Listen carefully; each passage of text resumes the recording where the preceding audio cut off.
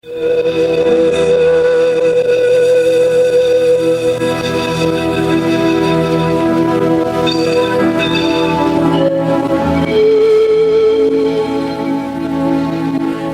horário, a emissora da Fraternidade Rádio Rio de Janeiro oferta ao seu coração mais um programa Culto Cristão no Ar. Participe conosco.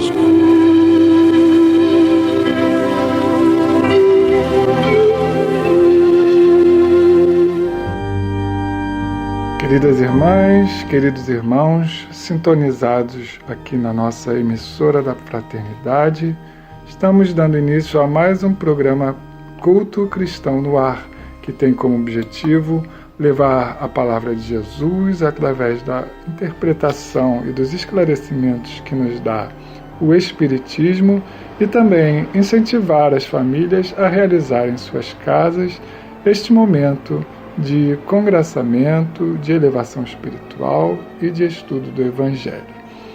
No programa de hoje, estamos aqui eu, João Menezes, meu pai, Lidiane Barreto, e também Jane Chantre, que fará a leitura da página inicial. Do livro Dinheiro, psicografia de Francisco Cândido Xavier, pelo Espírito Emmanuel, observemos. Não te detenhas no poder aquisitivo do ouro terrestre para fazer o bem. Anota a riqueza dos teus conhecimentos e não menosprezes o companheiro ainda enleado no espinheiro da ignorância. Considera o tesouro da fé que te enriquece o entendimento e aprende a desculpar o irmão em dificuldade que talvez se encontre no precipício da negação. Medita sobre a luz que te brilha na compreensão e não reproves o infeliz que ainda tateia nas trevas. Analisa o patrimônio de amor que te vivifica a existência e auxilia as vítimas do ódio que não souberam edificar para si mesmas senão o reduto do sofrimento. Examina as tuas conquistas de segurança pessoal e não passes de largo à frente dos caídos em desânimo ou desesperação. Relaciona os valores da saúde que te consolidam o relativo equilíbrio na terra e não perca a serenidade e a paciência com os enfermos que te reclamam devotamento e carinho. Mentaliza a riqueza de tuas horas, de tuas palavras, de teus movimentos livres. Reflete no acervo de bênçãos amontoadas em teus olhos que veem, em teus ouvidos que ouvem, em teus pés que andam e em tuas mãos que trabalham. Quem será mais rico de verdadeira felicidade? O homem que agoniza sobre um monte de ouro ou aquele que pode respirar os perfumes do vale entre a paz do trabalho e a misericórdia da luz? Não admitas que a caridade seja tarefa exclusiva dos que acumularam o dinheiro do mundo.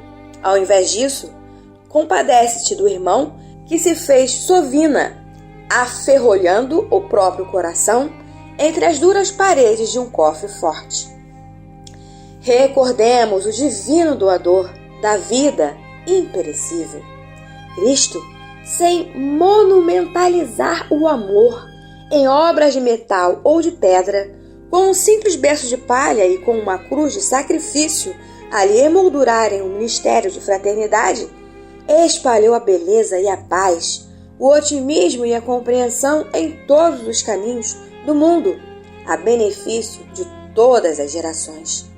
Em matéria de auxiliar, dividamos a nossa própria alma na prestação do serviço infatigável da boa vontade para com todos. E, com semelhante investimento, estejamos convencidos de que toda a penúria do nosso passado não nos subtrairá o tesouro de bênçãos que acumularemos nos altos caminhos da vida, a brilhar perenemente em nosso grande futuro. Jesus, divino e amorável Mestre, ao início deste programa, Senhor, queremos primeiramente agradecer a oportunidade que nos dás de falar do Teu Evangelho a todos aqueles que estão sintonizados com a nossa emissora. Abençoa, Senhor, a todos aqueles que fizeram parte desse programa e já estão no mundo espiritual, como Maria de Lourdes Pires, Eli, Sr. Delmo, Senhor, e tantos outros. Abençoa, Senhor, te pedimos, também a todos os lares sintonizados conosco, e permita que em Teu nome, em nome de todo bem, possamos dar prosseguimento ao programa deste dia. Continuamos no capítulo 16 do Evangelho segundo o Espiritismo. Quem quiser nos acompanhar, hoje estudaremos o item 7, que tem como título Utilidade Providencial da Riqueza, Provas da Riqueza e da Miséria. Então nós já falamos em programas anteriores que a riqueza não é por si só um instrumento de perdição. Ela pode ser, como diz aqui o próprio título, um instrumento da providência divina, em benefício do bem comum.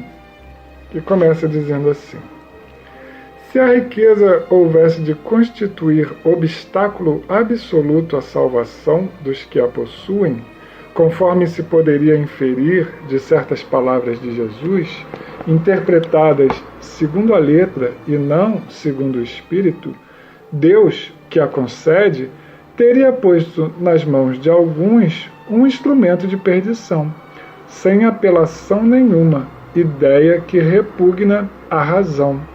Então, está dizendo aqui nesse comecinho, que Deus não daria qualquer instrumento para qualquer pessoa que fosse levá-lo à perdição, né?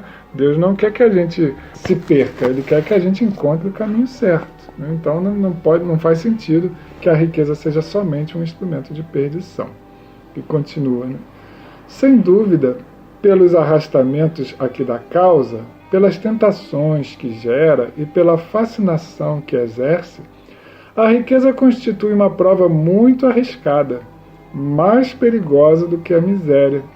É o supremo excitante do orgulho, do egoísmo e da vida sensual.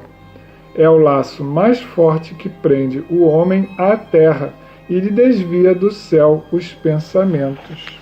É porque nós observamos que grande parte das pessoas, principalmente aquelas que enriqueceram muito rápido, e agora isso está comum, principalmente esses chamados influenciadores, né? Através das redes sociais, e a gente vê que eles só pensam em comprar roupas caras, de grife, como a gente chama, relógios muito caros, joias, e não pensam, né, em ajudar as pessoas, né? Então ficam numa vida inútil, porque eles influenciam mais para as coisas ruins do que, né? Ao menos eu não vi nenhum influenciador pedindo para as pessoas ajudarem um orfanato, né? De modo geral. Desses mais famosos, né? Até tem, mas os que ganham muito dinheiro, os que têm muitos seguidores, justamente são os que... Isso que eu estou falando, porque infelizmente, até numa conversa que nós tivemos com o presidente da rádio, o Roberto Vitorino, ele lembrou isso, né? Que enquanto a rádio, para fazer algum... 1000 likes, né?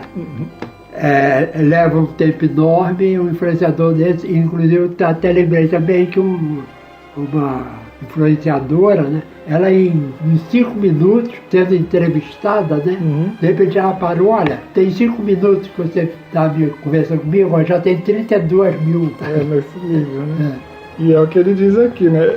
A riqueza é o supremo excitante do orgulho, do egoísmo e da vida sensual, ou seja, das coisas que nos ligam à terra e nos afastam do nosso verdadeiro eu, do nosso verdadeiro motivo de estar aqui, do nosso propósito da existência.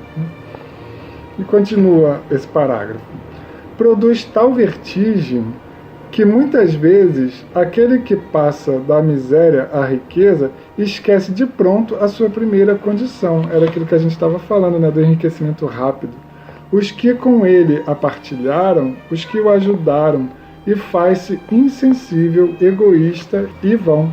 Então muitas vezes essa pessoa esquece até das suas próprias raízes, né, daqueles que estiveram com ele no momento de mais dificuldade, né, e vai procurar outros amigos que estejam entre aspas, no mesmo nível, né, que ele se encontra agora.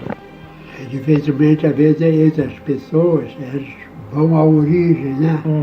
As pessoas que conviveram com ele, na época eles não tinham dinheiro, né? Não, fica só localizando as pessoas que estão no mesmo nível de sucesso dele. Pode até não ser em termos de financeiro, mais ou menos a nível de sucesso. Ao fato, porém, de a riqueza tornar difícil a jornada, não se segue que a torne impossível e não possa vir a ser um meio de salvação para o que dela sabe servir-se, como certos venenos podem restituir a saúde, se empregados a propósito e com discernimento.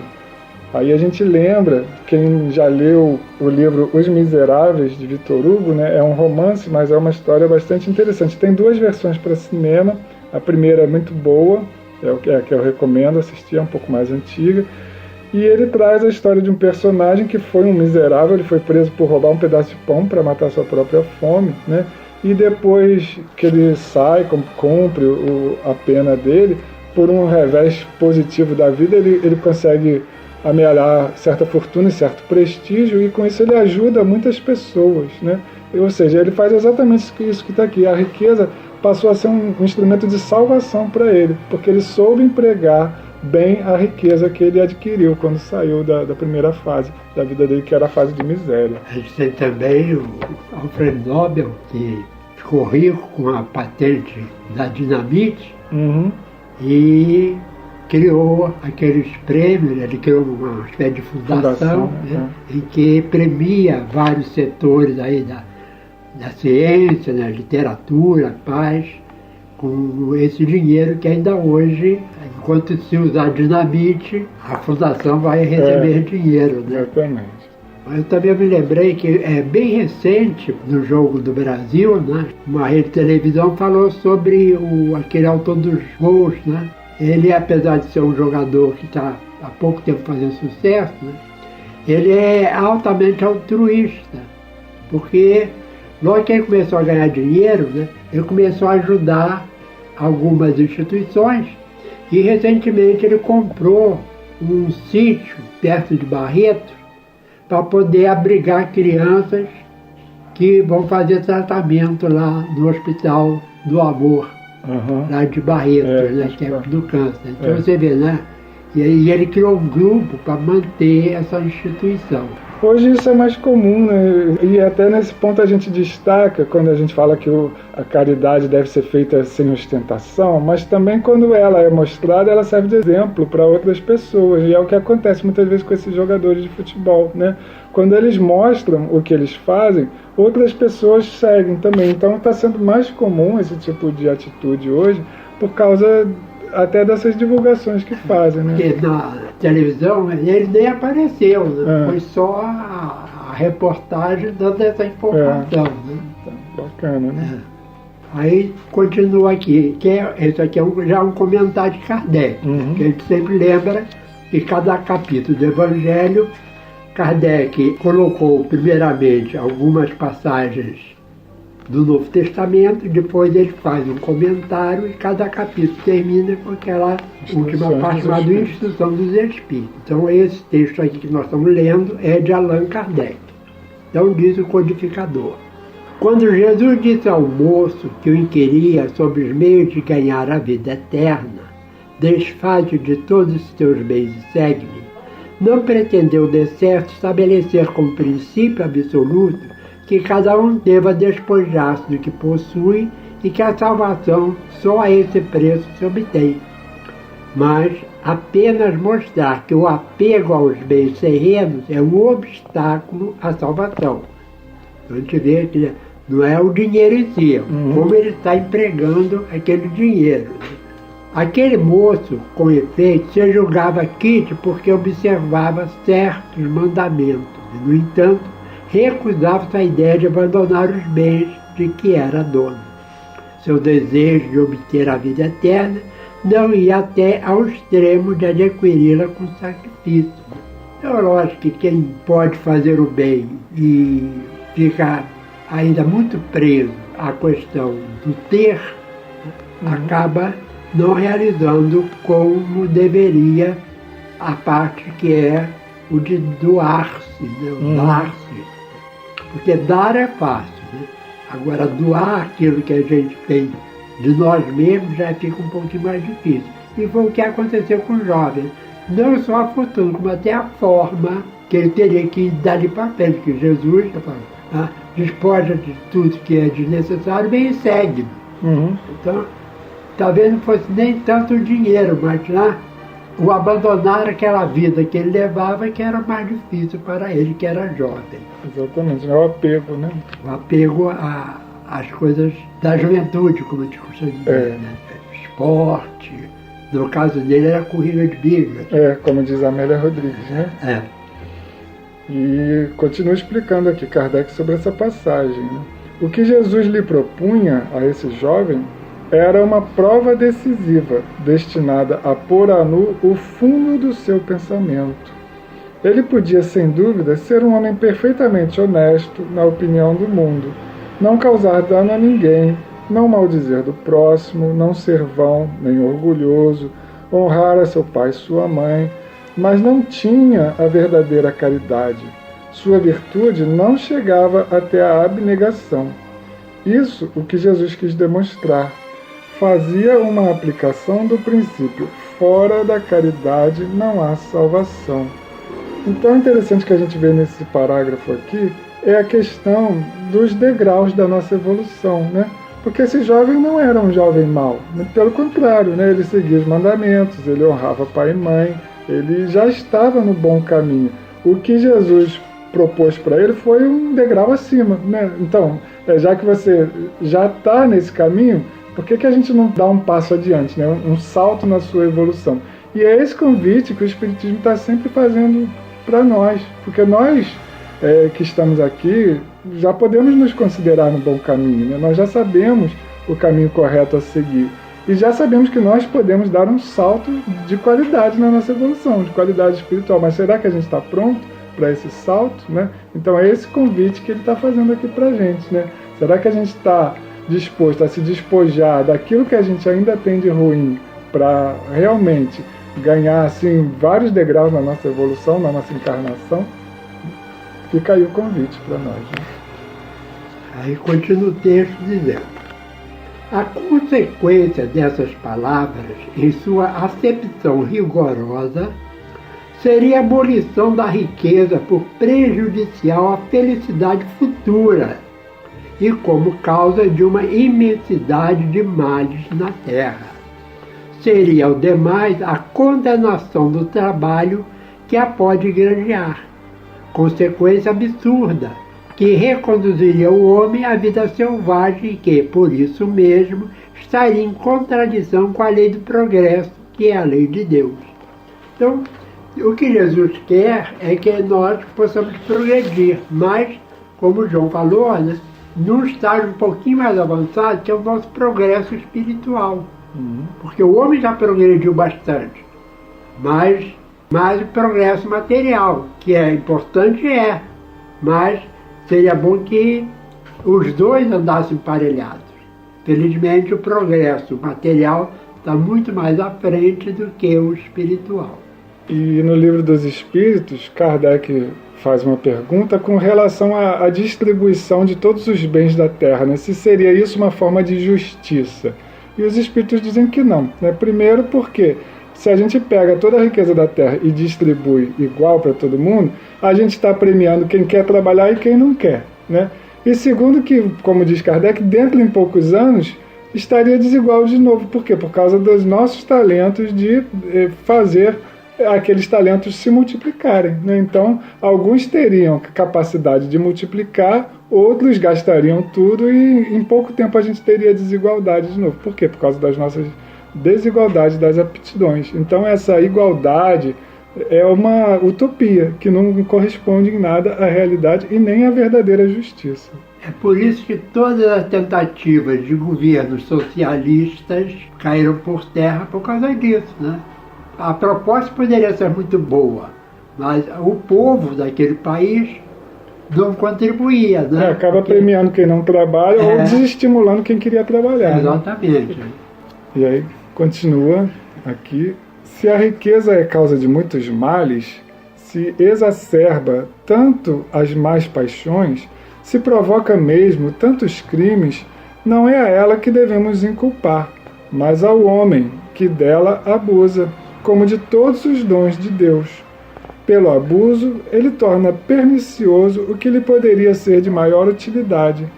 É a consequência do estado de inferioridade do mundo terrestre. Se a riqueza somente males houvesse de produzir, Deus não a teria posto na terra. Compete ao homem fazê-la produzir o bem. Se não é um elemento direto do progresso moral, é sem contestação poderoso elemento de progresso intelectual. Aí termina porque é importante que Kardec vai falar aqui no final, né? Com efeito, o homem tem por missão trabalhar pela melhoria material do planeta. Cabe-lhe desobstruí-lo, saneá-lo, dispô-lo para receber um dia toda a população que a sua extensão comporta.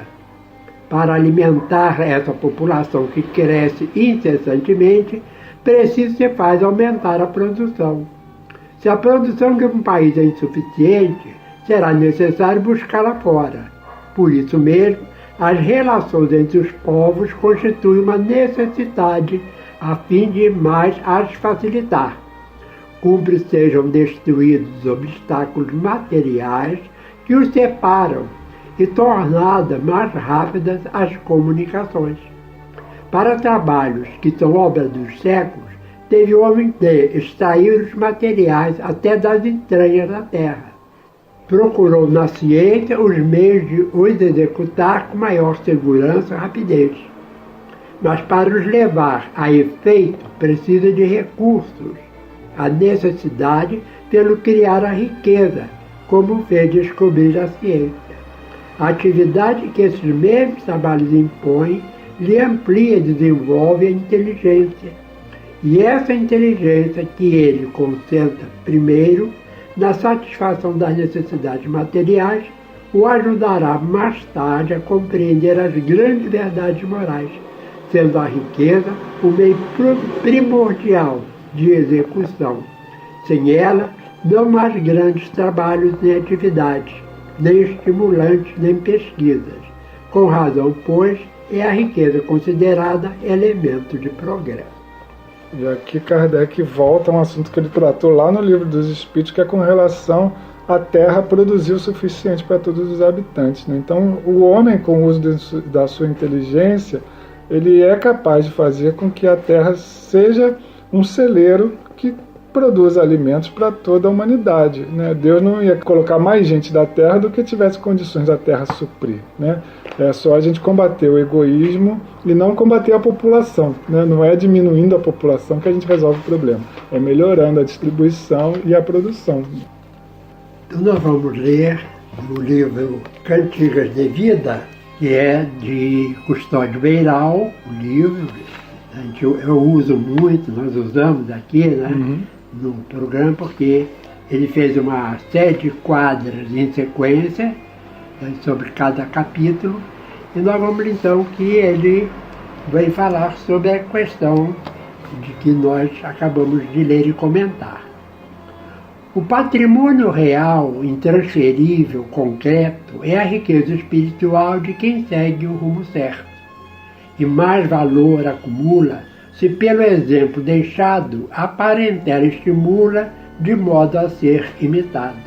Recompondo as citações, entendemos com clareza que está nas aplicações a verdadeira riqueza. O sábio, com o que tem, em tudo se satisfaz, mas o tolo troca o bem pelo mal de querer mais. Rico avaro se empobrece, e o carente que trabalha, não invejando enriquece, porque tem o que lhe valha.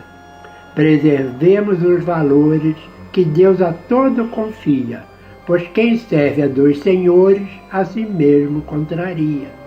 Não barateis as obras e ajuda sem criticar, que o retorno vem das obras, nossa voz e nosso altar. Fortunas inoperantes, pobreza acovardadas, Nem são zeros circulantes, são simples contas paradas. E assim, Senhor, no término desse culto, desse momento de reflexão, nós te agradecemos por esses esclarecimentos que a doutrina espírita nos traz e que possamos ser multiplicadores dos talentos que Deus coloca em nossas mãos, em benefício do nosso próprio progresso, em benefício do nosso planeta e do nosso próximo. Abençoa todos esses que ouvem o nosso programa, abençoa a nossa querida Rádio Rio de Janeiro, hoje e sempre, que assim seja.